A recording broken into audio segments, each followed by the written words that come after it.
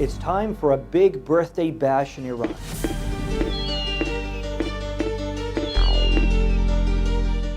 The Islamic Revolution turns 40. An important milestone, but in case you haven't noticed, it's not a good time. The government of Supreme Leader Khamenei and President Rouhani wanted the focus this year to be on celebrations. But let's just say things are not going according to plan. This important milestone couldn't have come at a worse time. The revolutionary government in Tehran is surrounded by uncertainty. People are asking questions, tough questions. What did the revolution achieve for the people of Iran? A great people with impressive civilization and history? And how did the region benefit from the removal of Shah Reza Pahlavi and the Ayatollahs seizing power? I'm going to tell you things that are seldom discussed even after 40 years. The Iranian Revolution is the first religious movement in the Middle East that seized power and continues to stay in power 40 years later.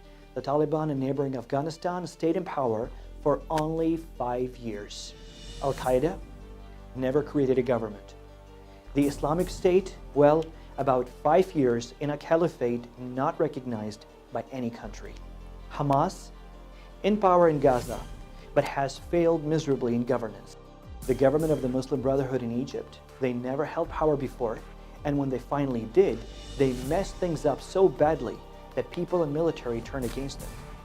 Only the Ayatollahs did it, alone. They turned out to be smarter than the Afghan Taliban, smarter than Al-Qaeda, and smarter than the ISIS caliphate. The Ayatollahs are the Taliban who succeeded. That's one achievement. But things get murky after this. Take a look at this picture. When it was taken on 1st February 1979, many said it marked the success of the people in toppling a dictatorship, people power, success. But many now say there is another way of looking at this picture. It marked the arrival of extremism, sectarianism, and proxy warfare in the region. When Shia extremism was rising in Iran in 1979, in next-door Afghanistan, the world was witnessing the rise of Sunni extremism, with thousands of fighters beginning to assemble for Afghan jihad against Soviet Union. In 1979, Tehran witnessed regime change, where a moderate Pahlavi dynasty was replaced by religious extremists with a grand regional design. It was a regime change by all standards. The plane in which Ayatollah Khomeini arrived was Air France. He was given a safe haven in Paris. His supporters eliminated all potential opponents in a wave of ruthless executions that continued for 10 years. And lastly, a legitimate government, a monarchy, was toppled. If this were to happen today, it would be called regime change. Many leftists worldwide welcomed this regime change because it created a government opposed to imperialism. The Ayatollahs were opposed to the West, but not entirely. The Islamic Revolution cooperated with the Great Satan in at least 2 major imperialist wars, the invasion and occupation of Afghanistan and Iraq. In his book, Steve Call recalls that representatives of the Islamic Revolutionary Guard Corps, commonly known as the IRGC, were in the same room as US operatives in a hospital in Tajikistan where the body of assassinated Afghan warlord Ahmad Shah Massoud was interred. This happened one day before 9/11. In fact, the Iran deal itself is a sign that the Ayatollahs are not opposed to working closely with imperialism for common benefit. Remember how close the anti-imperialist Zarif was with this imperialist Secretary of State John Kerry? All of which is a good sign.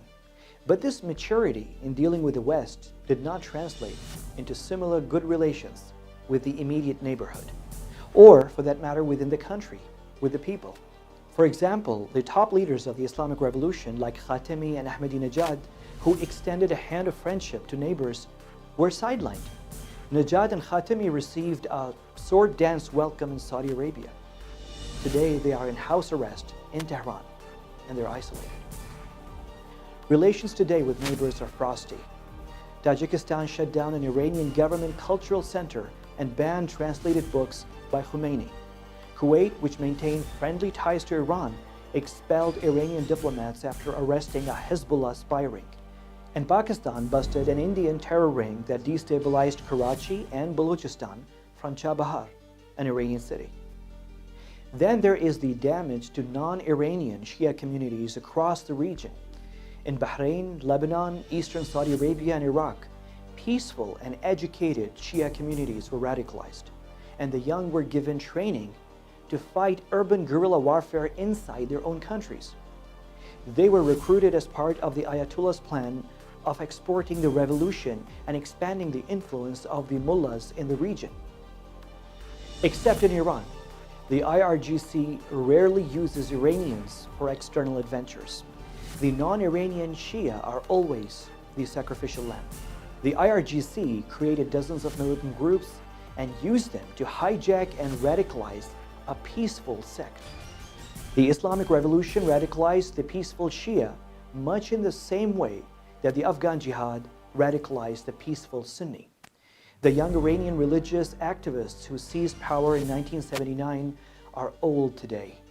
They were young students then, or talibs, in religious seminaries in Qum. But at least they can celebrate one undeniable fact.